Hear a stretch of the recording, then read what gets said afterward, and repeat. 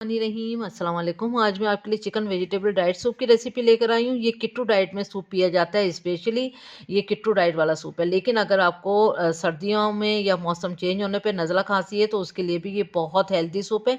तो ज़रूर इस सूप को आप ट्राई करिएगा। रेसिपी पसंद आए तो मेरे चैनल को सब्सक्राइब करना नहीं भूलिएगा। सब्सक्राइब का रेड बटन दबाइए, बराबर में दिए गए बेल को क्लिक कीजिए ताकि हर नई रेसिपी आपके पास सबसे पहले आ जाए। अब आते हैं रेसिपी के पास। तो यहाँ पर हमने ऑलिव ऑयल का इस्तेमाल किया है, 1 टेबल स्पून हमने इसमें ऑयल डाला। फिर इसमें बारीक कटी एक छोटी प्याज डाली है। इसको हमने करना है हल्का सा सॉफ्ट, तो इसलिए चंद सेकंड हमने यहाँ पर करना है इसको फ्राई।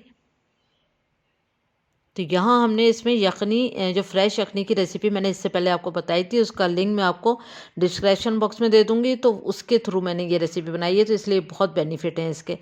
तो यहाँ पर बहुत बारीक कटी हमने अदरक ली है 1 टेबल स्पून, और यहाँ बहुत बारीक कटा लहसुन लिया है 1 टेबल स्पून।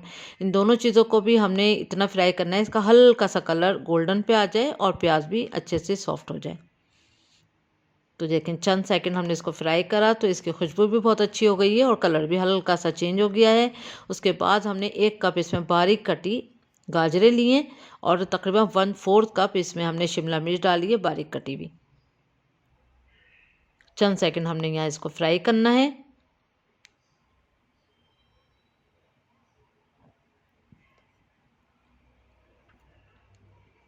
उसके बाद फिर इसमें हम डालेंगे हरी वाली प्याज। तो एक डालिए। ये छोटी सी प्याज होती है नींबू के साइज़ वाला, हरा उसका वाइट पार्ट होता है, तो वो पूरा जाएगा इसमें, और जो पूरी डंडी होती है इसकी ग्रीन वाली वो पूरी जाएगी। यहाँ पर इसको भी हमने चंद सेकंड करा है फ्राई। उसके बाद फिर इसमें हम डाल देंगे बंद गोभी 1/2 कप। अब यहाँ पर आपकी मर्ज़ी भी है कि आप अप डाउन भी चीज़ें कर सकते हैं, कुछ चीज़ें ज़्यादा कुछ कम, लेकिन इसमें मटर नहीं डालेंगे क्योंकि ये डाइट वाला सूप है।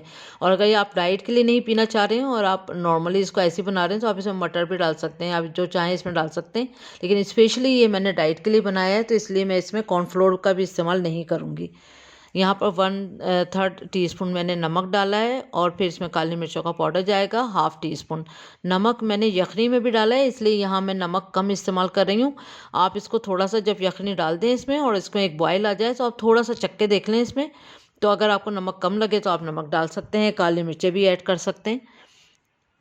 फिर यहाँ पर मैंने फ्रेश यखनी ली है 3 मग। अब यखनी की रेसिपी मैं आपको पहले बता चुकी हूँ तो इसलिए वो आप इसमें डाल लें। तो ये फ्रेश रखने के 3 मग इसमें जाएंगे क्योंकि ये 3 लोगों के लिए है। उसके बाद फिर उसी में से हमने चिकन निकाली है और उसको हमने हड्डी बोटी अलग करके 1 कप हमने चिकन इसमें डाल दी। बहुत से लोग वेजिटेबल नहीं पसंद करना चाहते तो आपने यखनी भी पी सकते हैं आप खाली। बहुत से लोग यखनी ही पीना पसंद करते हैं तो आप खांसी में यखनी का भी इस्तेमाल कर सकते हैं खाली, जो मैंने आपको पहले बताई थी। अब 1 बॉयल तक हमने इसको पकाया है। 1 बॉयल आने के बाद फिर हमने इसका कर देना है चूल्हे को ऑफ। उसके बाद हरा धनिया बारीक कटा 2 टेबल स्पून जाएगा, और इसमें बॉयल अंडे लिए थे 2 और वो उसको क्यूब्स में काट के इसमें डालेंगे।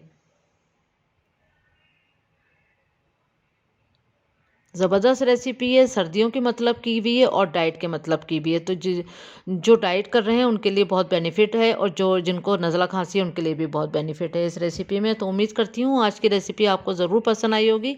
तो ज़रूर ट्राई करें इस रेसिपी को। Thank you for watching. दुआ में याद रखें, अपना ख्याल रखें। अल्लाह हाफिज़।